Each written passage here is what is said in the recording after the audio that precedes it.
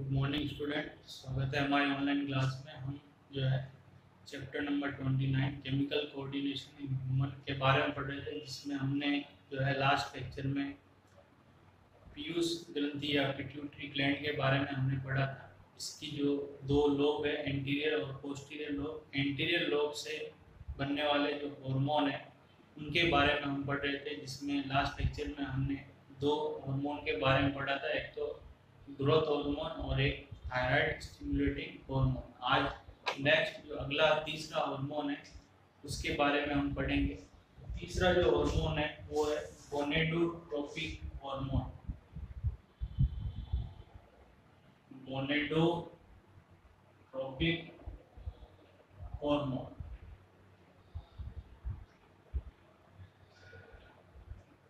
Gonadotropic hormone जो है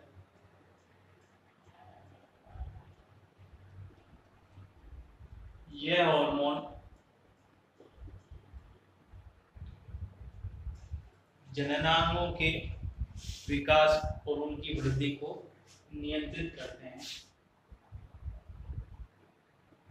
जननांगों की वृद्धि व विकास को नियंत्रित करते हैं।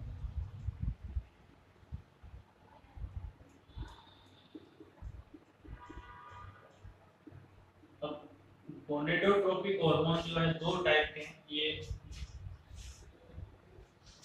पहले FSH फॉलिकल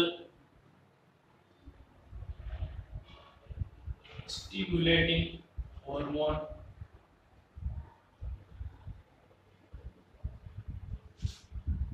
कोशिका प्रेरक hormone. FSH follicle stimulating hormone ये एक प्रकार का गोनेडोट्रोपिक हार्मोन है।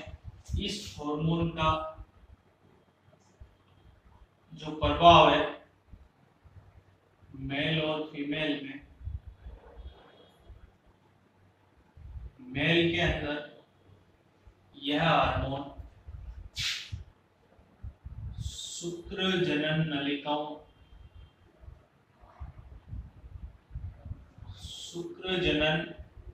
नलिकाओं को शुक्राणु निर्माण के लिए प्रेरित करता है।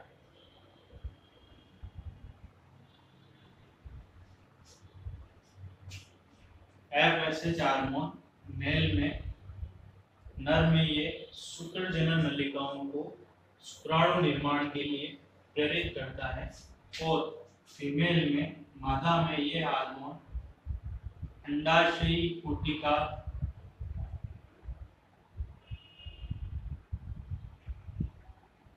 के निर्माण व वृद्धि को प्रेरित करता है। इसके साथ साथ यह हार्मोन, मादा हार्मोन एस्ट्रोजन के स्रावण को प्रेरित करता है।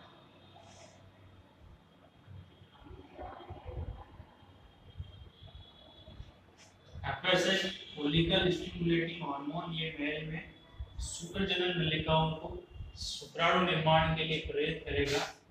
शुक्राणु निर्माण जो है स्पर्म फॉर्मेशन इन seminiferous, sperm formation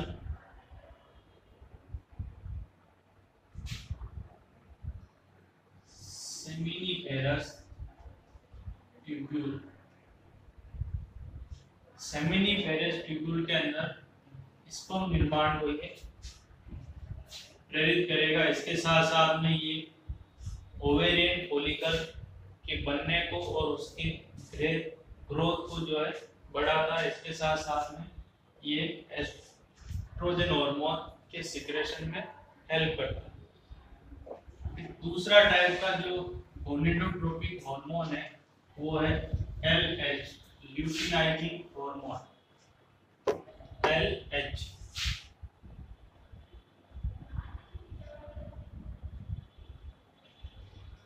luteinizing hormone. यह हार्मोन, अब इसका भी प्रभाव मेल और फीमेल में, मेल में नर के अंदर इसका जो प्रभाव है कि ये वृषण की अंतराली कोशिकाओं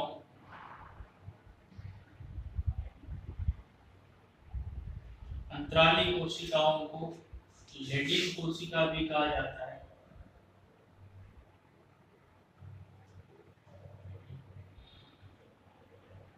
लेडिंग कोशिकाओं को नर हार्मोन एंड्रोजन बनाने के लिए प्रेरित करता है।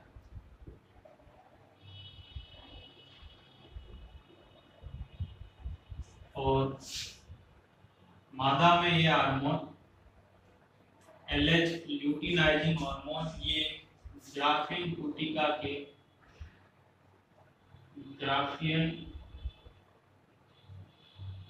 पुटिका के परिपक्वन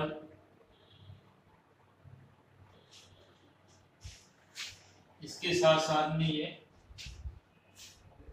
मैच्योरेशन ऑफ ग्राफियन फॉलिकल और इसके साथ साथ में ओव्यूलेशन, अंडोत्सर्ग तथा कॉर्पस ल्यूटियम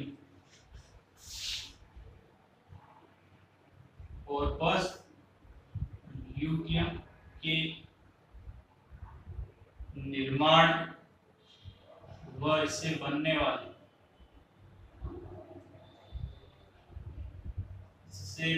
वाले प्रोजेस्टेरोन हार्मोन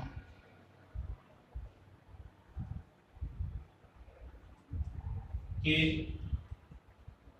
स्रावन में सहायक है।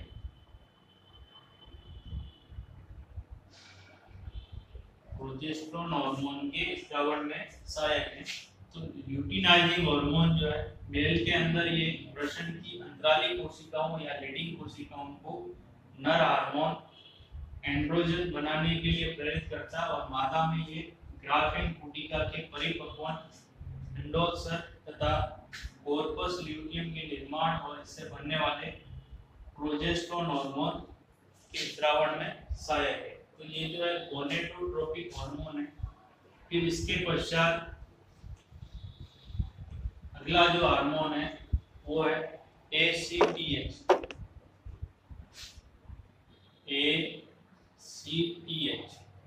Adreno corticotropic hormone. Adreno corticotropic hormone.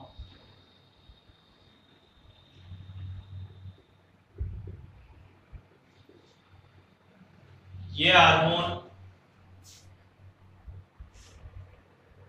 Adrenal ग्रंथि के कॉर्टेक्स भाग, ये हार्मोन एड्रिनल ग्रंथि के कॉर्टेक्स भाग की वृद्धि व से बनने वाले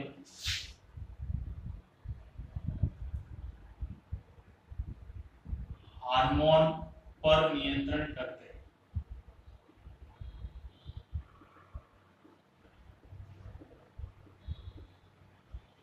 तो ये जो हार्मोन है ACTH एड्रीनो कोर्टिकोट्रोपिक हार्मोन, ये हार्मोन एड्रिनल ग्रंथि के कॉर्टेक्स भाग की वृद्धि और उससे बनने वाले हार्मोन पर नियंत्रण करता है।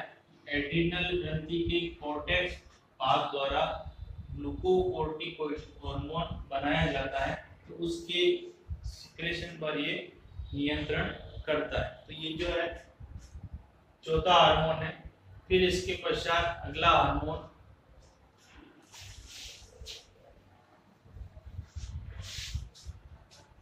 इसके पश्चात अगला जो हार्मोन है पांचवा, वो है प्रोलैक्टिन। प्रोलैक्टिन हार्मोन, इसके और भी दूसरे नाम है लैक्टोजेनिक, मेमोट्रोपिक,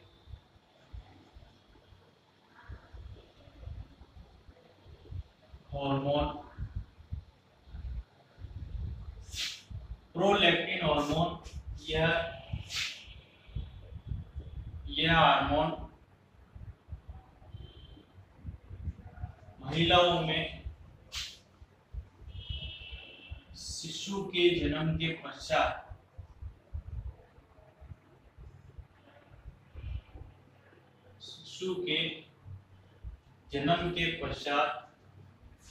दुग्ध निर्माण को प्रेरित करता है।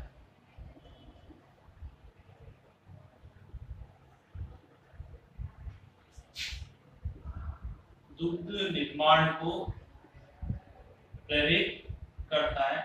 तो प्रोलैक्टिन हार्मोन जो है ये महिलाओं में शिशु के जन्म के पश्चात दूध निर्माण को प्रेरित करेगा दुग्ध ग्रंथियों द्वारा।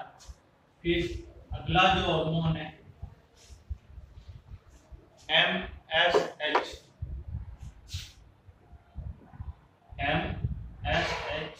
Melanocyte stimulating hormone. Melanocyte stimulating hormone, ये हार्मोन, इस हार्मोन का कार्य मानव में, ये इसका जो कार्य है वो बहुत ही अल्प मात्रा में ये स्रावित होता है। और इसका जो कार्य है मेलानोसाइट या मेलानोफोर जो कोशिकाएं हैं जो मेलानिन पिगमेंट स्रावित करती है, जिसके कारण त्वचा का जो रंग है वो गहरा होता है। तो मानव में ये तिल और मस्से, जहाँ पर स्किन में तिल बनते हैं वहां पर एकदम गहरा काला रंग हो जाता है। तो वो इस हार्मोन के जो है क्रिया के फलस्वरूप जो मेलानोफोर्स या मेलानोसाइट जो कोशिकाएं हैं वो मेलानिन पिगमेंट बनाती है, वो त्वचा में एक जगह पर रंग को गहरा कर देती है। तो वो इस हार्मोन के प्रभाव के कारण होता है। मानव में इसका प्रभाव कम होता है, लेकिन जो लोअर वर्टिब्रेट्स है, जो निम्न कशेरुकी जंतु है, उनमें इसका प्रभाव अधिक होता है। खास तौर पर जो एम्फीबियंस है, एम्फीबियंस में उनकी त्वचा पर जगह जगह पर जो गहरा रंग दिखाई देता है, तो वो जो है इस हार्मोन के प्रभाव के कारण होता है। तो ये जो 6 हार्मोन हमने पढ़े हैं, ये हार्मोन पिट्यूटरी ग्लैंड के एंटीरियर लोब द्वारा स्रावित होते हैं। फिर इसके पश्चात की जो पोस्टीरियर लोब है, जिसको न्यूरोहाइपोफाइसिस कहा जाता है। पोस्टीरियर लोब या पोस्टीरियर लोब या न्यूरो हाइपोफाइसिस। तो ये जो दूसरा भाग है पिट्यूटरी ग्लैंड का, इस भाग द्वारा स्वयं के द्वारा कोई हार्मोन नहीं बनाए जाते।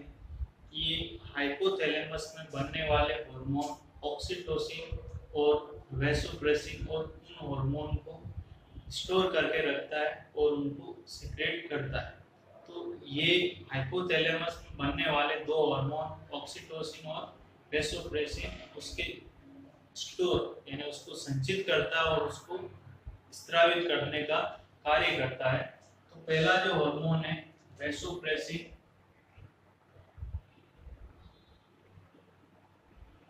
वैसोप्रेसिन का एक और नाम है एंटी डायूरेटिक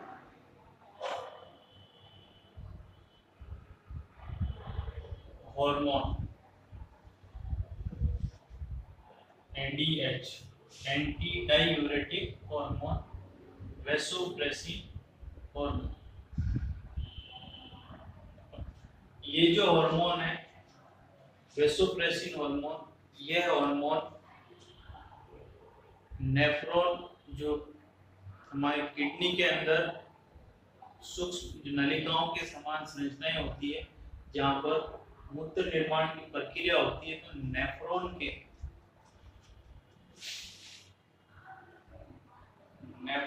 के डीसीटी, दूरस्थ कुंडलित नलिका, व सीटी, संग्राहक नलिका, ये दूरस्थ कुंडलित नलिका और संग्राहक नलिका, कलेक्टिंग डक्ट, संग्राहक नलिका, नेफ्रॉन के दूरस्थ कुंडलित नलिका और संग्राहक नलिका में ये जल अवशोषण को बढ़ाता है, जल के पुनर्अवशोषण को बढ़ाता है, जिससे मूत्र जो है वो गाढ़ा हो जाता है, कॉन्सेंट्रेट हो जाता है यूरिन। तो वैसोप्रेसिन हार्मोन जो है नेफ्रॉन की डीसीटी, डिस्टल कॉन्वोल्यूटेड ट्यूब्यूल और कलेक्टिंग डक्ट, ये जो ट्यूब्यूल है, इन दोनों भागों में जल के पुनः अवशोषण को बढ़ाता है, जिससे मूत्र जो है गाढ़ा हो जाता है और इससे पानी जो है अधिक मात्रा में मूत्र के साथ शरीर के बाहर नहीं जाता है, पानी को रोकता है, इसलिए इसको एंटी डायूरेटिक हार्मोन कहा जाता है। इस हार्मोन की कमी से, वैसोप्रेसिन हार्मोन की कमी से, इन भागों में जल का पुनः अवशोषण नहीं होगा, जिसके कारण मूत्र में जल की काफी मात्रा शरीर के बाहर निकलती है। नॉर्मली जो एक दिन में जो मूत्र की जो मात्रा है वो 1 से 2 लीटर होती है, लेकिन यदि इस हार्मोन की अगर कमी हो जाए तो उस व्यक्ति को एक दिन में जो मूत्र की जो मात्रा है वो कम से कम 15 से 20 लीटर मूत्र जो है लगता है, क्योंकि इससे जो है जल का पुनः अवशोषण किडनी के अंदर जो नेफ्रॉन भाग है, नेफ्रॉन की इन भागों में जल का पुनः अवशोषण नहीं हो पाएगा, उसको बार बार मूत्र लगेगा। इस कंडीशन को डायबिटीज इंसिपिडस कहा जाता है, डायबिटीज इंसिपिडस कहा जाता है इस कंडीशन को, जिसमें शरीर से मूत्र में जल की मात्रा ज्यादा बाहर निकलती। तो ये पहला हार्मोन है वैसोप्रेसिन। फिर उसके बाद में दूसरा hormone oxytocin,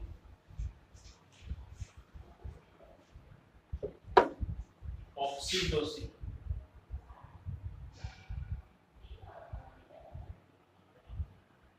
hormone. Oxytocin hormone जो है ये गर्भाशय की अनैच्छिक पेशियों को संकुचन कराता है, जिससे प्रसव पीड़ा उत्पन्न होती है। यह हार्मोन गर्भाशय की अनैच्छिक पेशियों को संकुचन कराता है, जिससे प्रसव पीड़ा उत्पन्न होती है। लेबर पेन, यूटेरस की जो नॉन वॉलेंटरी मसल्स है उनको कॉन्ट्रैक्ट करवाता है, जिससे लेबर पेन शुरू होता है, उसमें ये सहायक है। इसके साथ साथ आफ्टर डिलीवरी, प्रसव के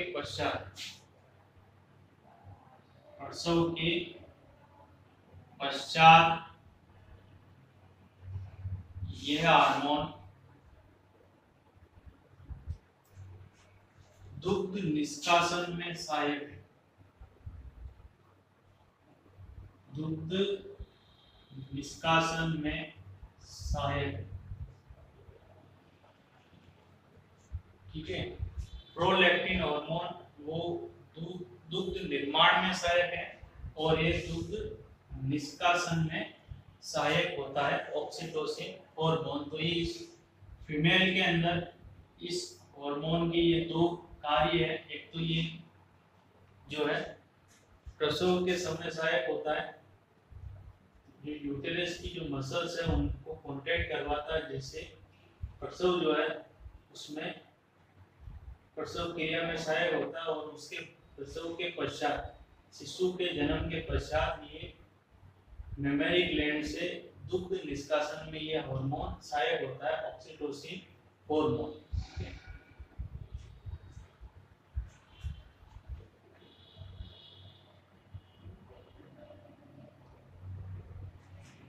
तो ये जो है ये पिट्यूटरी ग्लैंड पीयूष ग्रंथि के बारे में है। उसकी दोनों जो लोब है, एंटीरियर लोब और पोस्टीरियर लोब, उससे बनने वाले हार्मोन और उनके कार्यों के बारे में हमने पढ़ा।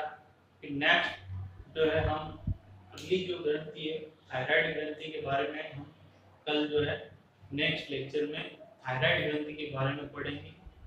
थायराइड ग्रंथि कहाँ पर स्थित होती है, इसके द्वारा कौन से हार्मोन बनाए जाते हैं, उन हार्मोन के कार्य और उनकी कमी या अधिकता से कौन कौन से रोग होते हैं।